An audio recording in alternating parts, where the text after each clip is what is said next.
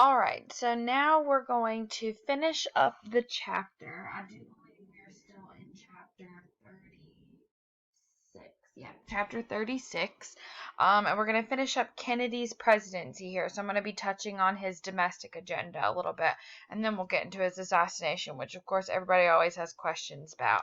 So as far as his what he was doing domestically, we know that Kennedy really supported like a variety of social programs and all sorts of things like that. But definitely what Kennedy's short time being president, really the one thing that we remember his domestic agenda the most for is probably his support of civil rights. We haven't seen a president this supportive of change in the civil rights category since Lincoln. So it's literally been 100 years. Remember that Lincoln was elected in 1860, Kennedy elected in 1960. So, and he was extremely supportive of civil rights. And so we'll get in here to a few areas where he's going to sort of have to like show his, put his money where his mouth is. And the first moment is going to be with the Freedom Rides. So the Freedom Rides were actually organized by CORE, the Congress of Racial Equality, and their whole thing was uniting different civil rights groups to work together.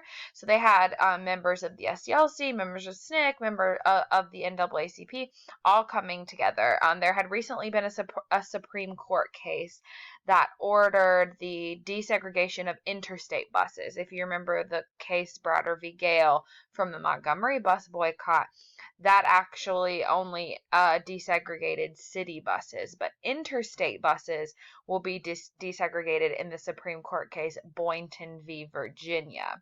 So when that case comes down, we know that it's one thing for them to say that they need to desegregate. It's another for it to happen. So the Freedom Rides were designed to test states, see are they going to obey it? We know they won't. And then 2, test Kennedy. Are you going to do what Eisenhower did? Are you going to enforce the law the way that the Constitution has directed you to? So these Freedom Rides, there's going to be 2 buses that are going to go from D.C. to New Orleans. They're going to take 2 different routes. Integrated buses, black and white people riding on the bus together. That's a photograph of them at the bottom as they were leaving. You can see very excited. And of course, it didn't take long until they got into the deep southern states of like Alabama and Georgia when they started to be attacked by Klansmen and mobs. And the state governments would just stand by, local governments literally just standing by and allowing this to happen. One of the buses was actually firebombed, you can see here. So really damaging stuff. Luckily, they were not on the bus when this happened, but that bus was out of commission. The other bus, people were physically attacked. There were people in the hospital, cracked skulls, a lot of abusive stuff. And these images were on the nightly news every day. And so people were looking at Kennedy like, hey man, this is your time, money where your mouth is. So Kennedy actually contacted the state troopers of Mississippi, which was the next state that the bus was scheduled to drive through, and ordered a police escort all the way through the state so that they couldn't be attacked by mobs or Klan or anyone. So he definitely did show that he was going to support the civil rights movement, at least when it came to his job. If not more than that, he was at least going to make sure that states were enforcing the law. So around that same time, the SCLC, Dr. King's group, they moved into Birmingham, Alabama, which had the reputation of being like the most segregated city in the South, and I had the nickname Birmingham because of how violent the city could be from racial tensions. Lots of people's houses literally bombed. And the public safety commissioner was a man named Bull Connor, who was a hardcore segregationist and not interested in the least in, protecting protesters or anything like that. So Dr. King and the SCLC went into Birmingham, began protesting in a variety of areas. He got himself arrested, like he did in a lot of different protests. And there he wrote his very famous letter from a Birmingham jail. And in that letter, he appealed to clergy members of all faiths all over the country and invited them to come to Birmingham or at least support him and civil rights, and really showed it as like a a moral cause, and talked about how, like, people, we're constantly being told to wait and that your time will come. And he's saying, like, when do we stand up and say, like, we're not waiting anymore, like, equality needs to happen now. And that really moved a lot of people. So they got him out of jail. Jackie, actually, while he was in jail, Jackie Kennedy actually spoke with Cred on the phone about Martin's arrest, and was like, we're working on getting him out of jail. So we think that maybe Kennedy had a hand in getting him released a little earlier than planned.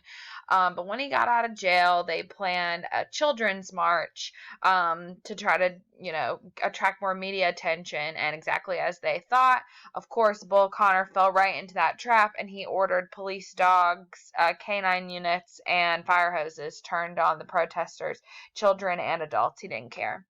And so these, not just these photographs, which of course were printed in papers and magazines all over the world, but there is footage of this. You can watch video footage of this exact attack, and that was playing on the news every day. And of course, people turned to Kennedy like, how can you see police attack peaceful protesters and stand by? So Kennedy ends up calling out federal troops and instituting martial law in Birmingham, and having to basically put curfews in place to restore the peace. And then he went on television and he announced to the American public that he was going to be writing alongside his brother, Robert Kennedy, who was the Attorney General of the United States at the time, that they would be writing a new civil rights bill to finally end segregation in the United States. So Kennedy is taking one step further. He's not just going to enforce the law, but he's going to be progressive here, and he's going to be trying to actively work for change. So in an effort to support that new civil rights legislation, A. Philip Randolph, who you should remember from the double V campaign of World War II and period 7, he'd been working on a march on Washington to try to work for equal hiring and into segregation. And this was the perfect opportunity, because that's exactly what this bill is going to do. So he planned the March on Washington for Jobs and Freedom, where he invited all of the major civil rights groups, not just the SCLC, but the NAACP, SNCC, CORE, the National Urban League. All of these groups were invited to come to DC and to speak. Not just these groups, but like the Jewish Anti-Defamation League, Catholic groups, like all types of religious groups, all types of people came to the March on Washington. They had way more people than they ever anticipated. There were celebrities. There were a lot of musicians. They played music. It had a lot of like strong festival vibes, very positive. And all of the primary leaders of the civil rights movement gave speeches. And we know this is where Dr. King gave his famous "I Have a Dream" speech from the steps of the Lincoln Memorial. So this was in the summer of 1963. Unfortunately, in September of 1963, about a month later, the church that Dr. King had used as his headquarters from when they were in Birmingham back in the spring, from like April to June, was bombed. The 16th Street Baptist Church, where those 4 little girls were killed. If you've seen the movie Selma, the opening scene is that church bombing. So that church was bombed, and those 4 little girls were killed in September. And then in November, Kennedy's going to be assassinated. So they're going to try to use all of these things, the march, the bombing, Kennedy's death, to try to be a big sort of like push forward to finally gain some actual traction and get this new Civil Rights Act passed. And it will get passed and signed into law by President Johnson in 1964. But I will give you more details on that legislation when we get to Johnson's presidency in the next video. All right, now on to Kennedy's assassination, what everyone always has questions about. So there's a lot of reasons as to why, when we think about like presidential assassinations, there are really 2 that stand out in our minds, right? Lincoln and Kennedy. They weren't the only presidents attacked. They weren't the only presidents shot. They were not even the only presidents assassinated. But those are really the 2 that we think of. Lincoln probably because he was the first, and Kennedy because of the repercussions that his death is going to have. And it's all of the questions that the American people are left with to this day about what really went down. So I'll hit you with some facts, and then I'll tell you a few little conspiracy possibilities. So what we do know is that Kennedy in 1963, summer and fall of 1963, he's already working on his reelection campaign, right? He's going to be up for reelection in 1964. And Kennedy is a New England Democrat having a difficult time cinching support from Southern Democrats.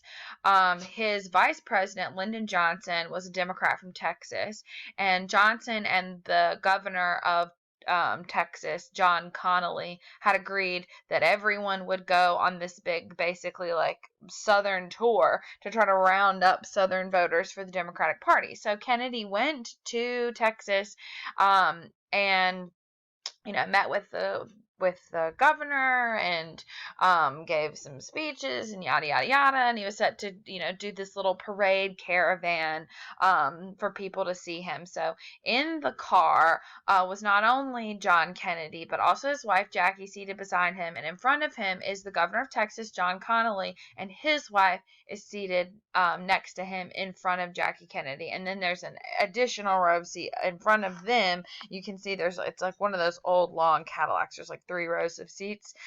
In the very front bench is a Secret Service agent and the driver, who was probably also a Secret Service agent. So this was on November 22nd of 1963. As the car was going down the street in downtown Dallas, of course, the street was, flooded with people all over. The president's coming, the governor's coming, everybody's outside to wave. I remember when I was in college and Obama drove through Boone, like everyone was all over the streets to like wave and see the president and everything. So of course it made sense that he was kind of like exposed at that moment. He was waving to the crowd when he was shot 2 times. The first shot, we believe, was pretty much at 12:30. That's what time the car entered the plaza where the shooting took place. And Kennedy was shot 2 times. He was shot first around his shoulder. I've uploaded a video to Canvas that you're going to get to see called the Zapruder film, and it's the one video that we have of Kennedy's assassination, and I'll get to why we only have one in a minute. But in this video, you see, if you even pull it up while I'm saying all of this, the first thing you see is sort of right after the car passes this sign, as the car is coming out from the other side of the sign, Kennedy sort of lifts his arms, like elbows up. And what he's doing at that moment is he has just been shot in the shoulder. So he's sort of like head down, arms up, like, whoa, what's going on? And you can see that his body is sort of like reacting to the impact of that first bullet. At that moment, everyone else in the car is sort of like, what's going on? His wife Jackie gets very close to his face. John Connally turned around to be like, what just happened? And while they're all talking to him shortly after, President Kennedy was shot in the head just a few seconds later, and that will be obviously the fatal wound. Not only was Kennedy shot, John Connally was also shot actually with one of the bullets that hit Kennedy. It was a through and through. In John Connally, kind of incredible to say that you were shot with the same bullet that killed the president of the United States. Kind of a mind-blowing thing to happen to you there. But of course, when Kennedy was shot, the Secret Service basically sort of like stepped on the gas, and they drove to Parkland Hospital in Dallas, which is where Kennedy was pronounced dead shortly after. 70 minutes after the shooting took place, they had made an arrest. They arrested a man named Lee Harvey Oswald. Oswald was a veteran, pretty much a communist. He had been married to, or not had been, he was at the time married to a Russian woman. Obviously, that's pretty suspect for a lot of people. And he had, reportedly, the way that the narrative goes is that he had shot Kennedy from I can't even remember what floor. the ninth floor or something, I don't know, some floor of the Texas School Book Depository, which was a sort of like a warehouse building positioned pretty much like behind Kennedy and to, I guess if you are Kennedy, it was sort of like behind him and to the right. So that's where the Texas School Book Depository was, and that's supposedly where Oswald took those shots from. After Oswald shot Kennedy, he left the Texas School Book Depository, went on the run. He actually shot a cop, killed the cop, and hid in a movie theater, and that's where he was found, was in the movie theater, and arrested. He was taken, obviously, to the Dallas Police Department where he was interrogated. But for the most part, what they were asking him about was the shooting of the Dallas police officer Tippit, because they knew that he had shot Officer Tippit. They weren't 100% sure about Kennedy. So they were probably waiting to charge him with Kennedy shooting until they had like more information. And it was just, a lot happening at once. Like I said, it had barely been an hour and a half since the president had been shot, much less declared dead, before they already had him in custody. It happened very, very quickly. So, Kennedy had probably been dead for, I think he died maybe 20 minutes after they had arrested him. They had arrested him before Kennedy had actually even been pronounced dead. So like I said, the whole thing happened very fast. Ultimately, they interrogate him for hours and hours and hours. They get ready to, they've got to transport him to the magistrate's office because he's got to be officially charged and arraigned. During them taking him out of, the police station, of course, there's press all over the place. The president's been killed. They know that they've arrested someone. So there's cameras and reporters, and they're right in Oswald's face, putting up microphones saying, like, did you kill the president? Like, blah, blah, blah, blah, all these things. And Oswald basically says, I didn't kill the president. None of the cops have asked me if I've killed the president. I haven't been questioned about that at all. And right then a man walks up out of the crowd and walks up to Lee Harvey Oswald and shoots him. Right there, point blank range, shoots him dead. So we'll never know what Lee Harvey Oswald had to say for himself. That man that walked up out of the crowd, that you can see here in this bottom photo, this is him right here shooting Lee Harvey Oswald right there live on TV, is Jack Ruby, who is a nightclub owner from not only Dallas but Miami. There's a lot of questions about Jack Ruby here, and I'll get to that in a minute. But nevertheless, they swore in the 36th president of the United States very quickly after Lyndon Johnson. Right next to him is Jackie Kennedy, still covered in her husband's blood, on Air Force One as they flew back to Washington, D.C. Now, questions about the whole thing. Obviously, there are a lot of questions. One of the big questions we'll always have, of course, is Lee Harvey Oswald. And those will be questions that are never answered, largely because he was not ever really asked questions about the president's death, and we'll never get them because he was shot and killed by Jack Ruby. As for Jack Ruby, who the crap even is he? Where did he come from? There's a lot of conspiracy theories about that, and way more than I would ever care to just share in this video that you need to know for the sake of this class, but you can easily go down a rabbit hole of Jack Ruby information. One thing I will say is that Jack Ruby, of course, was arrested for murder and found guilty, put in jail. And so he, began serving his sentence. And when Lyndon Johnson was sworn into office, he put together a group called the Warren Commission, led by Chief Justice Earl Warren of the Supreme Court, to investigate Kennedy's assassination and to decide, was it really Lee Harvey Oswald, or was it one of these other, a variety of theories. Now, aside from Lee Harvey Oswald, there are 4 theories that really have a lot of traction among the conspiracy community. Theory number 1 is that it was orchestrated by President Johnson in an effort to, achieve power himself. Theory number 2 is that it was orchestrated by the Soviet Union for obvious reasons. Theory 3, that it was orchestrated by Cuba, sort of once again for obvious reasons. And theory 4 is that it was orchestrated by the mafia. The Kennedy family and Kennedy's election actually had a lot of ties to the mafia. you can pretty much say that there's a lot of evidence that one of the reasons, if not the reason, Kennedy was elected in 1960 is because of interference from organized crime on his behalf. Not necessarily that he sought it out, but it certainly benefited him. And I think they accepted some things, or I get not accepted, but anticipated maybe some things in return, expected some things in return that they didn't get, and so that could have been a motive for murder. So like I said, those are the four most common possibilities, and of course all four of those recognize that Lee Harvey Oswald could have been set up as a patsy by any of those groups. But nevertheless, the Warren Commission did a full investigation, and they published a report which said that President Kennedy was shot and killed by a lone gunman, and that gunman was Lee Harvey Oswald. Case closed. Well, over time, not even a lot of time, really over the next 15 years or so, there were a lot of questions. And as more information came out, and more people began to talk, witnesses at the time, for example, the Zapruder film, if you're wondering why we only have one whole video, I mean, I don't know about you, but like, the president's coming to town, people are going to whip out a video camera. I mean, like I said, when I saw Obama in college, everyone was recording.